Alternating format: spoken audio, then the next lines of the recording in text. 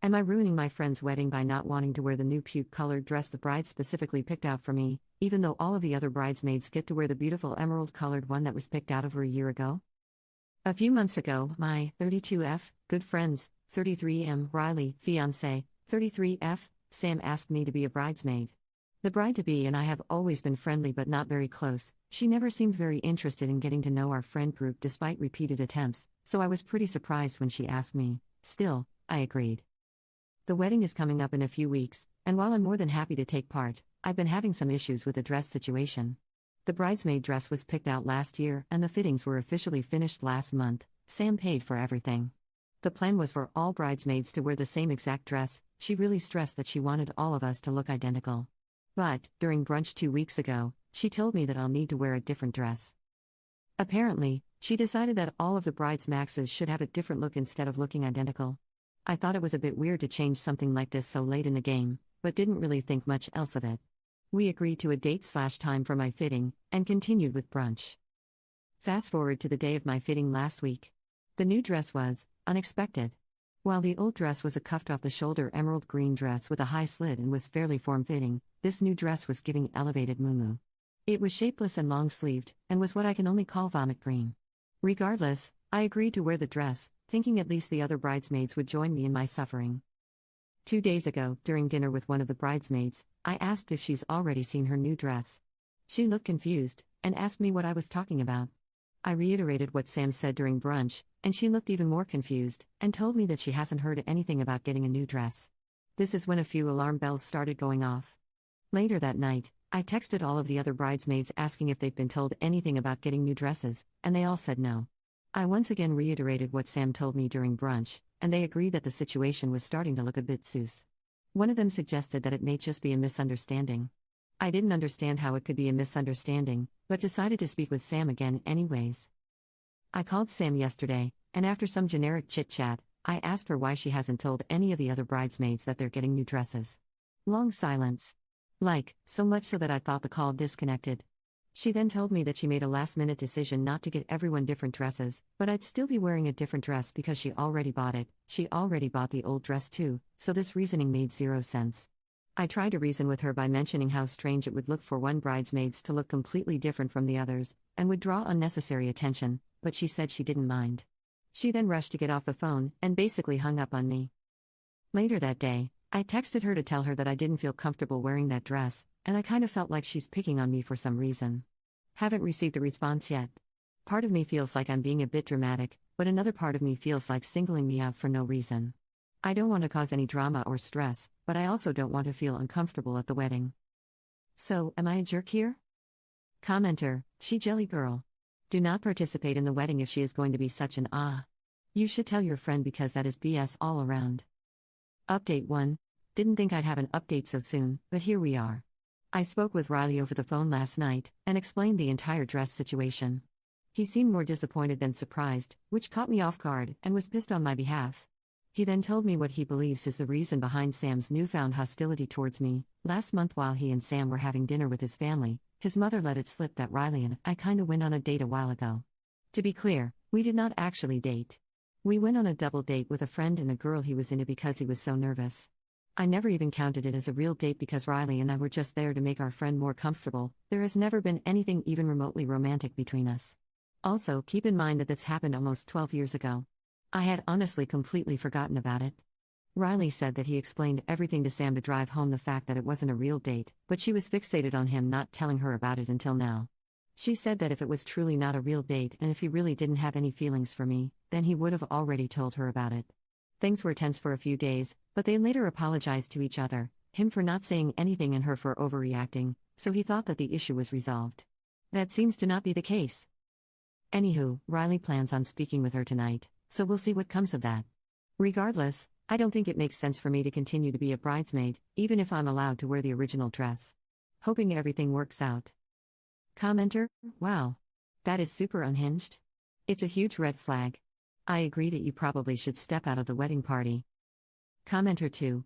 Well, it seems he has bigger issues to resolve now than handling the dress situation. He's marrying the mental one. That girl is unhinged, getting mad at something that wasn't even a date that happened 12 years ago. I would say, if this wedding happens, just go as a guest. Update 2. I have another quick update. Things don't seem to be going well. This afternoon, Riley asked me if he could stay at my place for a few days, until he has to travel for work later this week. Of course I said yes, but asked why he wants to stay with me. He literally lives 30 minutes away. He said that he doesn't want to talk about it right now, so I backed off. He's currently holed up in one of my guest rooms, and hasn't come out in hours. I am worried. Commenter, he's seeing his GF for who she really is. Also, have you considered that Riley may have always had feelings for you, and that's what's making her so mad? I'm sure someone already mentioned this in the comments on the other update, but I am playing catch up. Commenter 2, this is a Sam problem. Not a you problem. Riley should know who he is marrying. Some people are just jealous of everything. But you occupy a lot of rent-free space in Sam's mind. Because she is a jellyfish. Update 3.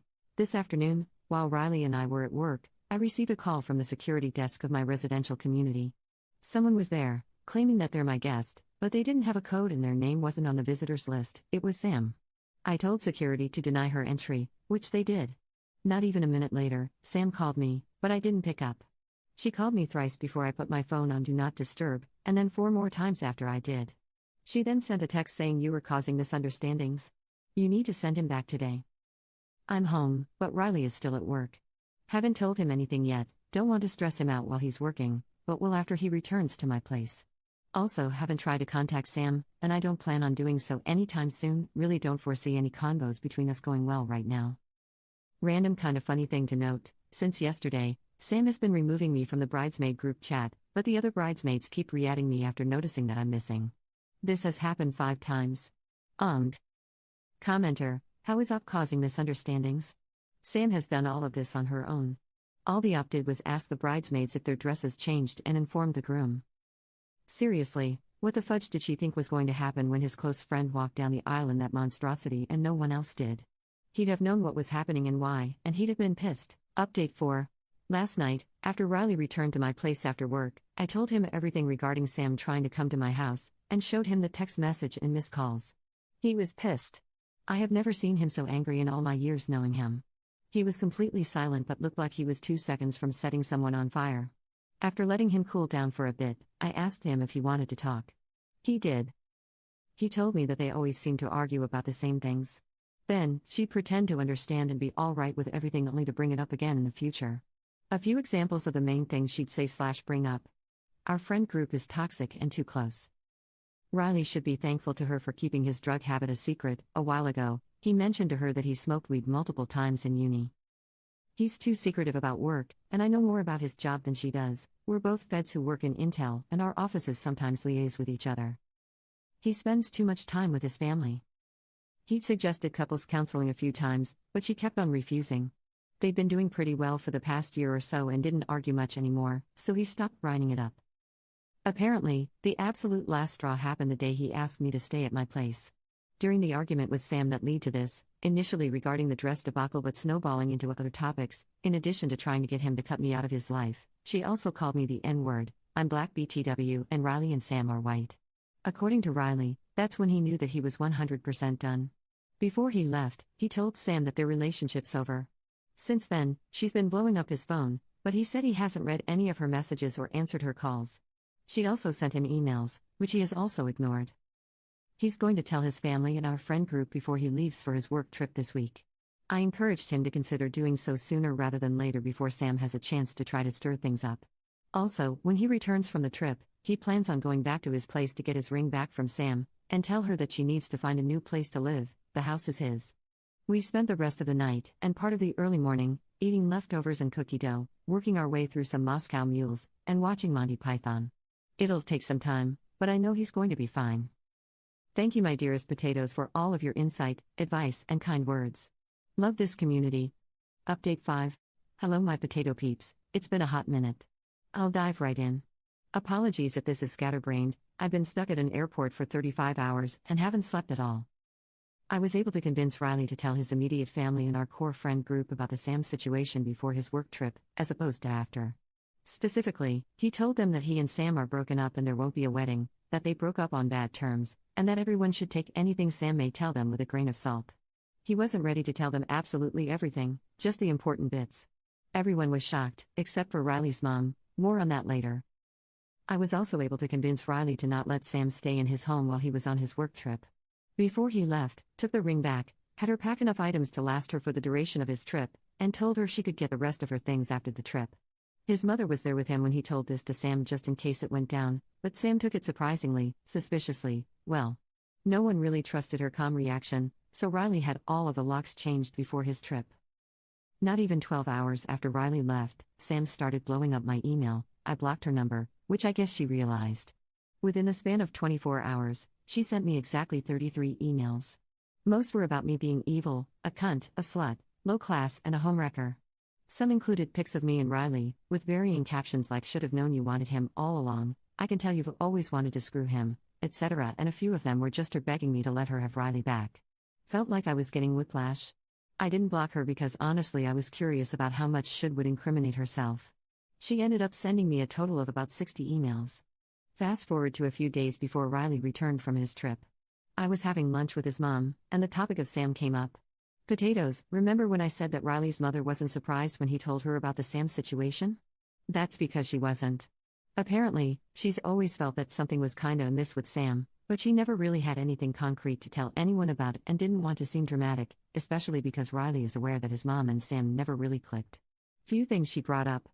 On multiple occasions, she noticed Sam giving me dirty looks for seemingly no reason. Sam would sometimes try to change the subject when I was mentioned, and has jokingly mentioned that she hopes I start dating someone soon so she could spend more time with Riley. Sam has made some offhand comments that maybe weren't explicitly racist, but rubbed people the wrong way. For example, she mentioned not wanting to get food poisoning from eating at ethnic restaurants. At this point, I was wondering how I never noticed anything. The next day, as I was leaving work, one of the security guards on the base told me that he turned away a car that morning that was trying to get on base because the driver had none of the required credentials, and refused to go to the visitor center. The driver asked for me by name, and refused to move until she was threatened with detainment. It was Sam. At this point, I was done. I spoke with my security POC that same day, and reported her. A report was filed, and I took that report to Sam's work, and gave it to HR. The following day, I got another angry email from Sam telling me that, because of me, her upcoming promotion had been put on hold. I slept extra peacefully that night. Fast forward to the day Riley returned, the first thing he said as soon as he walked through the door was that he may need a lawyer soon. He told me that a friend of Sam had informed him that Sam is trying to figure out how to file a marriage certificate without Riley knowing. Apparently, she thought she could just forge Riley's signature as well as the officiant's signature, and then file it at the circuit court. I'm pretty sure that's not even possible. What the actual fudge? After that, a few things happened in rapid succession.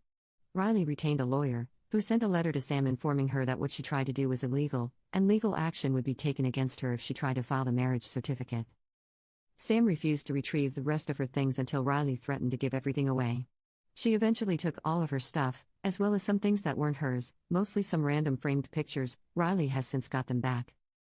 Our entire friend group and Riley's family have blocked Sam on everything. I showed Riley the email Sam sent and told him about how she showed up at my job, and he tried to convince me to at least consider getting a restraining order if possible. I haven't tried yet, but I'm holding on to the emails just in case. Sam got a DWI and spent a night in jail. Sam got fired from her job. As of last week, things have been pretty calm. No one has heard from Sam lately, which we're all quite happy about, but we're still keeping our eyes peeled just in case. Riley is still having a hard time, but he's getting better. He's eating pretty normally now, and has resumed participating in group hangs with our main friend group.